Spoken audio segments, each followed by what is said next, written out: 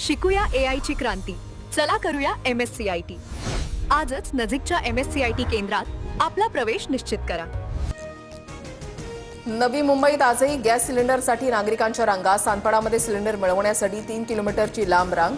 Gas एजन्सीच्या समोर पहाटेपासून नागरिक वेटिंगवर.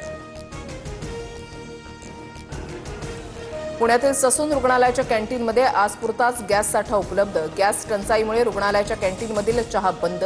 गॅस न मिळाल्यास उद्यापासून अडचण होऊ शकते. ससून रुग्णालयाचं जिल्हाधिकाऱ्यांना पत्र. इराण आणि अमेरिकेचा युद्धबंदीवर चर्चा करण्यास नकार. मध्यपूर्वेतील देशांची मध्यस्थी ट्रम्प यांनी फेटाळली. हल्ले थांबत नाही तोपर्यंत युद्धविराम नाही, इराणकडून स्पष्ट.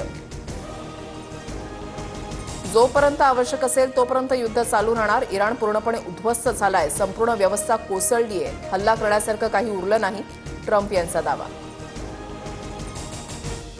मुस्तफा खामेनी जिवंत नसल्याचं मी ऐकलं आणि जर जिवंत असेल तर त्यांनी आत्मसमर्पण करावं. अमेरिकेचे राष्ट्राध्यक्ष डोनाल्ड ट्रम्प यांचा इशारा.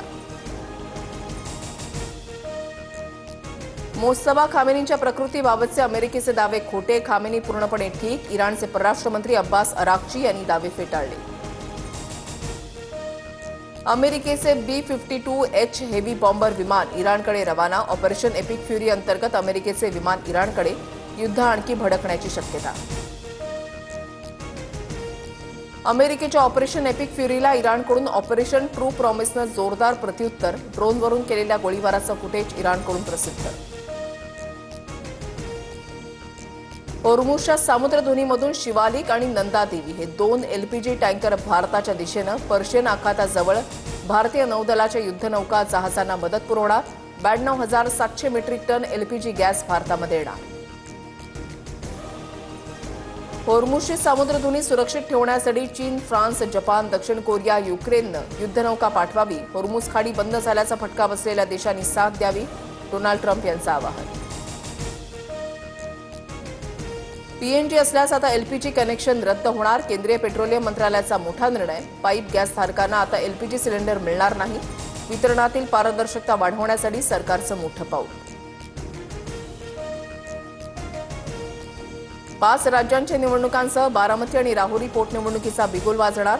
केंद्रीय निवडणूक आयोगाची दुपारी 4 वाजता पत्रकार परिषद. पश्चिम बंगालसह तमिळनाडू, केरळ, आसाममध्ये निवडणुका होणार.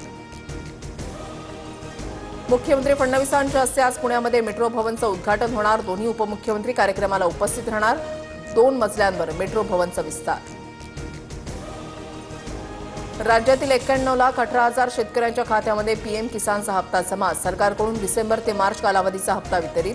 आतापर्यंत 39,300 कोटींचं वाटप.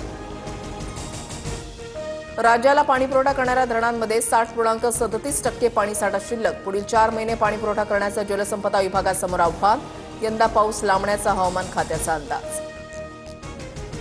मुंबईमध्ये आज मेगा ब्लॉक. पश्चिम मध्य रेल्वेसह ट्रान्स हार्बर मार्गावरील सेवा प्रभावित. ठाणे, वाशी, नेरूळ दरम्यान लोकल सेवा 5 तास बंद. प्रवाशांना मोठा त्रास सहन करावा लागला.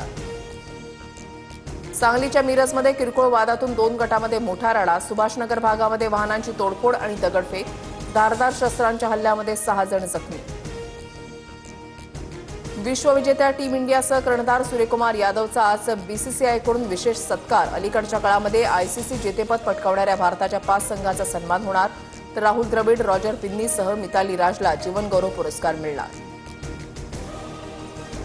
शिकूया AI ची क्रांती. चला करूया MSCIT. आजच नजीकच्या MSCIT केंद्रात आपला प्रवेश निश्चित करा.